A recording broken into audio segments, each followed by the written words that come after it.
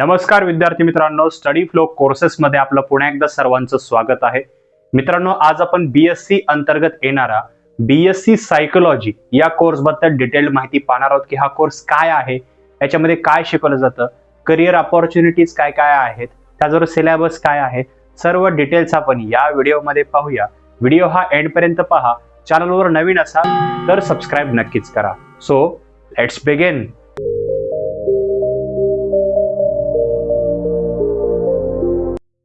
तर सर्वप्रथम पाहूया की हा कोर्स नेमका काय आहे शॉर्ट मध्ये. तर बघा, हा ह्यूमन बिहेवियरवर आधारित हा अभ्यासक्रम आहे, ज्याच्यामध्ये आपण ऐकलं असेल प्रिव्हियसली मेंटल इलनेस असते किंवा मेंटल प्रॉब्लेम्स असतात, त्याचबरोबर ज्या मेंटल ॲबिलिटीज असतात. तर ह्या सर्वांचा अभ्यास जो आहे तो या जो अभ्यासक्रम आहे या अंतर्गत शिकवला जातो आणि हा अभ्यासक्रम तुम्हाला 3 वर्षाचा पाहायला मिळतो.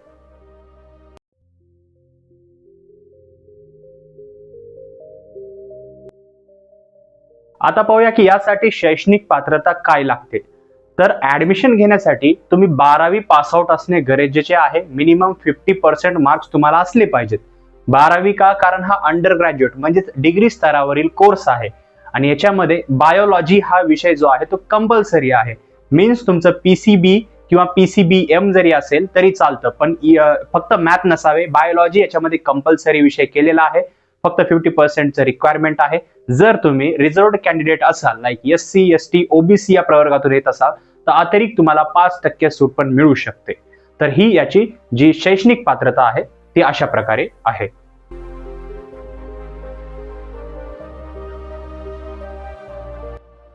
तर आता आपण याची ऍडमिशन प्रोसेस पाहूया की ऍडमिशन कशा प्रकारे यामध्ये घेतलं जातं. तर बघा, महाराष्ट्र ऍज वेल ऍज महाराष्ट्राच्या बाहेर खूप सारे असे कॉलेज आणि युनिव्हर्सिटीज आहेत जिथं हा कोर्स जो आहे तो ऑफर केला जातो.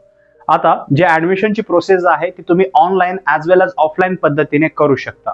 ऑनलाईन करण्यासाठी जे रिस्पेक्टेड कॉलेज युनिव्हर्सिटी आहे त्यांच्या ऑफिशियल साइट्स असतात.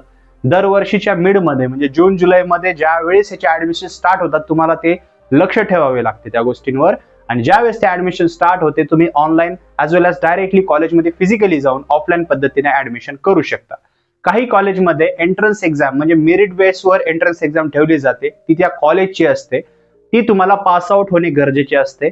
आफ्टर दॅट तुम्ही तुमचे डॉक्युमेंट सबमिट करून व्हेरिफिकेशन करून फी भरून याचं जे ऍडमिशन आहे ते पूर्ण करू शकता.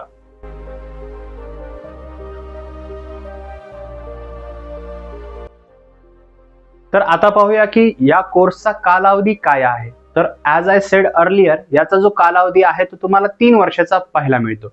ज्याही कॉलेजमध्ये तुम्ही ऍडमिशन घेत असाल, मग ते महाराष्ट्रात असेल महाराष्ट्राच्या बाहेर असेल, सेमच त्यामध्ये तुम्हाला सेमिस्टर पद्धत पाहायला मिळते. तुम्हाला 3 वर्षामध्ये 6 सेमिस्टर्स पाहायला मिळतात, एका वर्षामध्ये 2 सेमिस्टर, आणि हे सर्व विषय जे आहेत ते तुम्हाला क्लिअर करणे गरजेचे असते.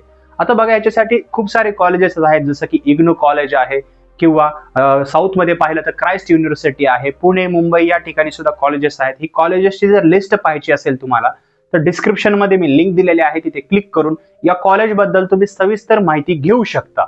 ऍज वेल ऍज याच्यामध्ये तुम्ही ज्यावेळेस 6 सेमिस्टर कंप्लीट कराल, आफ्टर दॅट 3 वर्षानंतर तुम्हाला याचे डिग्री सर्टिफिकेट मिळून जाते, जे तुम्ही फर्दर स्टडीजला यूज करू शकता.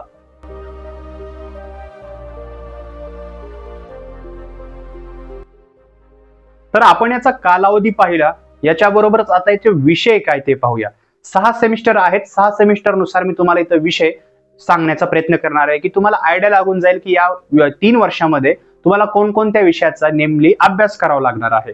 तर ह्याच्यामध्ये जसं तुम्ही स्क्रीनवर पाहू शकता, statistical methods for psychological research, introduction to psychology, stress and well being, memory, learning, cognition, endocrine system, development of psychological thought, psychological research, social psychology, hypothesis, non-parametric and parametric statistics, as well as quantitative analysis and qualitative analysis, organizational behavior, counseling psychology, social ecology and community psychology, parameters of assessment, psychological scaling, methods of scaling, आणि असे खूप सारे विषय आहेत. हे मी तुम्हाला short मध्ये सांगितलं जेणेकरून आपल्याला समजतं की सर्व काही जे अभ्यासक्रम आहे तो सायकोलॉजीवर बेस आहे. एखाद्या ह्युमन जो व्यक्ती असतो समोरचा, तर त्याचा आपण सायकोलॉजी समजून घेऊ शकतो. तर या सर्व विषयांचा अभ्यास जो आहे, स्केलिंग वगैरे, तर सर्व याच्यामध्ये केला जातो. बघा आता तुम्हाला डिटेलमध्ये जर प्रत्येक सेमिस्टरनुसार कोणता सिलेबस येणार आहे, कोणकोणते पर्टिक्युलर विषय असणार आहेत, A to Z इन्फॉर्मेशन मी डिस्क्रिप्शनच्या लिंकमध्ये दिलेली आहे. तिथून तुम्ही college as well as jobs, त्याचा जॉब रोल, मिळणारं पॅकेज आणि हे सिलेबस सर्व डिटेल्समध्ये वाचू शकता. So don't forget to check out. The link is in the description.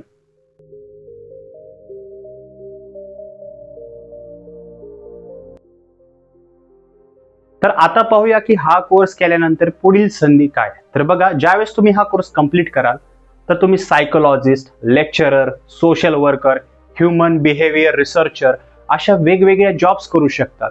यांचं पॅकेज जे आहे ते तुम्हाला मेनली लाखोमध्ये पाहायला मिळतं. 5 ते 7 लाख, काही यांचं 7 ते 10 लाख अशा प्रकारचं पॅकेजेस आहेत. आता यांचं काम काय हे जर तुम्हाला माहित नसेल तर तुम्ही डिस्क्रिप्शनच्या लिंकला चेक करू शकता. तिथे तुम्हाला समजून जाईल की जॉब काय किंवा त्यांना जॉब काय करावा लागतो आणि पॅकेज किती मिळून जातं.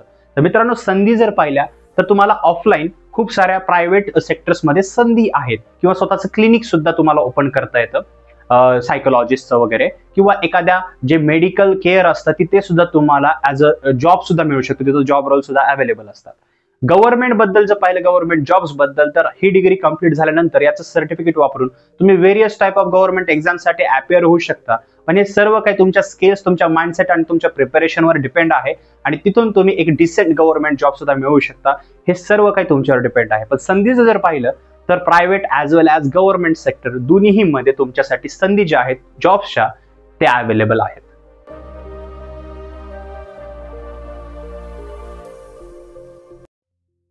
तर मित्रांनो, आता पाहूया की हा कोर्स का आणि कोणी निवडला पाहिजे. तर मित्रांनो, हा बेसिकली सर्व जो कोर्स डिझाईन केला गेलेला आहे तो सायकोलॉजीशी रिलेटेड आहे.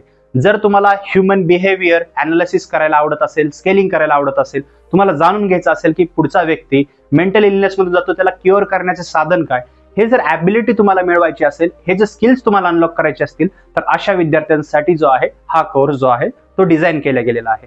हे सर्व सिलेबस जो आहे तो तुम्हाला जे आहे ते ह्युमन सायकोलॉजीच्या रिलेटेडच इर्दगिर्द तुम्हाला पाहायला मिळतो. म्हणजे ह्याचा तुम्हाला डिटेल्ड अभ्यास यामध्ये करावा लागतो. जर तुम्हाला आवडत असेल हा कोर्स तर नक्की तुम्हाला सायकोलॉजीमध्ये समजा पेट्रियाटिस्ट जे असतात, जे चाइल्ड मेंटल हेल्थ याच्या रिलेटेड जे अवेअरनेस असते, त्याचबरोबर सोशल वर्कर, त्याचबरोबर जे सायकॅट्रिस्ट असतात, सायकॅट्रिक वॉर्ड्समध्ये जे सायकॅट्रिस्ट असतात, अशा प्रकारचे जॉब मिळवायचे असतील किंवा या जॉबवर काम करण्याचं तुम्हाला इच्छा असेल तर नक्कीच तुम्ही हा कोर्स निवडला पाहिजे. हा कोर्स तुमच्यासाठी डिझाईन केला गेलेला आहे.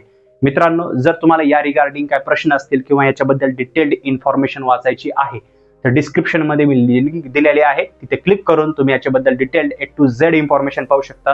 व्हिडिओ आवडला असेल तर लाईक करा, शेअर करा, चॅनलला सबस्क्राईब करून त्या बेल आयकॉनवर प्रेस करा. तसेच तुम्हाला अपकमिंग व्हिडिओची नोटिफिकेशन मिळत राहतील. तर मित्रांनो, हा व्हिडिओ पाहिल्याबद्दल धन्यवाद.